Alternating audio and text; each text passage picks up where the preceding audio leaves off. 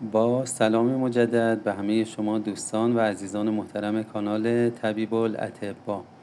دوستان عزیز، امروز میخوایم در مورد یک مبحث جالب و جذاب در مورد تفاوت جنین دختر و پسر در سونوگرافی برای شما توضیحاتی رو ارائه بدیم. تفاوت جنین دختر و پسر در سونوگرافی چیست؟ بهترین زمان تشخیص. امروز اکثر والدین تمایل دارند قبل از تولد فرزندشان جنسیت او را بدانند. یکی از رایج‌ترین راه‌ها برای انجام این کار سونوگرافی است. و ما محتوایی که می‌خوایم خدمتتون عرض کنیم فهرستوار میگم بهتون.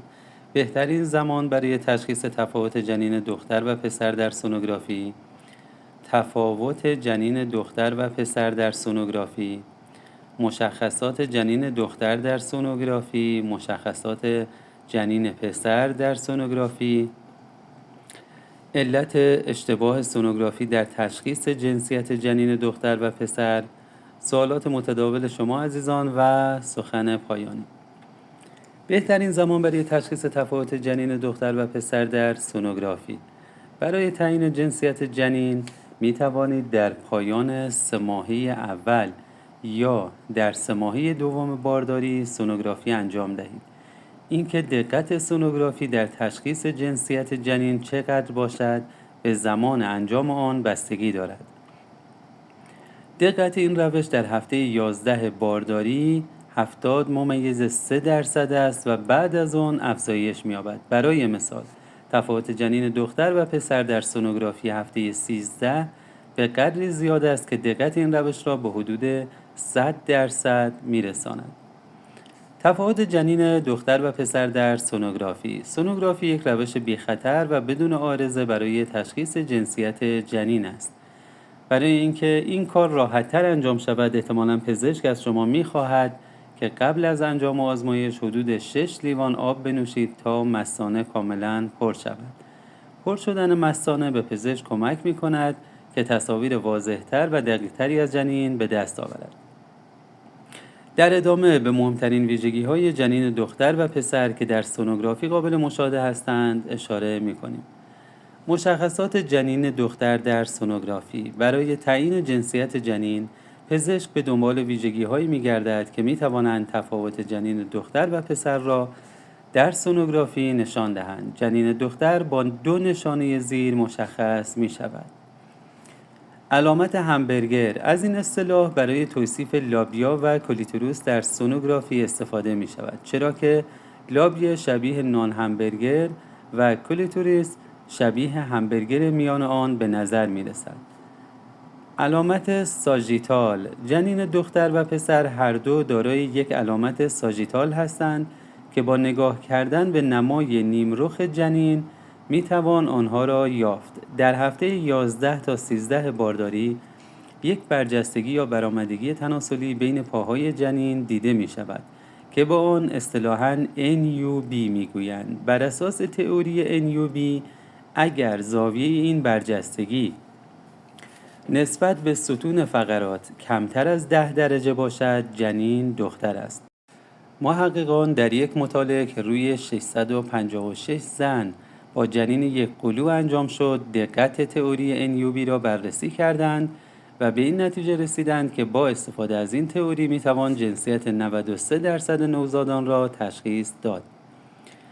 مشخصات جنین پسر در سونوگرافی. آشنایی با مشخصات جنین پسر هم به تشخیص تفاوت جنین دختر و پسر در سونوگرافی کمک می‌کند. بین هفته 18 تا 20 بارداری میتوان جنسیت جنین پسر را با توجه به علائم زیر تشخیص داد. علامت ساژیتال. اگر برجستگی تناسلی با زاویه بیشتر از 30 درجه به سمت بالا باشد جنین پسر است، اما اگر زاویه آن چیزی بین 10 تا 30 درجه باشد احتمالاً تصمیم گیری قطعی دشوار است و به راحتی نمیتوان به تفاوت جنین دختر و پسر در سونوگرافی پی برد. جریان ادرار. گاهی اوقات جریان ادرار جنین در سونوگرافی دیده می شود. اگر جریان ادرار به سمت بالا حرکت کند جنین به احتمال زیاد پسر است. اندام تناسلی مردانه. در بیشتر موارد بین هفته 18 تا 20 بارداری می توان اندام‌های تناسلی مردانه از جمله بیضه ها، کیسه بیضه و آلت تناسلی را در سونوگرافی تشخیص داد. اینها نشانه های واضح جنسیت پسر هستند. و اما علت اشتباه سونوگرافی در تشخیص جنسیت جنین دختر و پسر، همانطور که گفتیم هر چقدر مدت زمان بیشتری از بارداری شما گذشته باشد، دقت سونوگرافی برای تشخیص جنسیت جنین بالاتر می رود. برای مثال تفاوت جنین دختر و پسر در سونوگرافی هفته 14 در مقایسه با تفاوت جنین دختر و پسر در سونوگرافی هفته 12 بیشتر است که این باعث می شود دکتر زنان راحت‌تر جنسیت فرزندتان را تشخیص دهد. سایر عواملی که می توانند روی دقت سونوگرافی تأثیر بگذارند عبارتند از مهارت و تجربه شخصی که سونوگرافی را انجام می دهد. هرچقدر تکنسین یا پزشکی که سونوگرافی را انجام می دهد با تجربه تر باشد، نتیجه تست دقیق تر خواهد بود.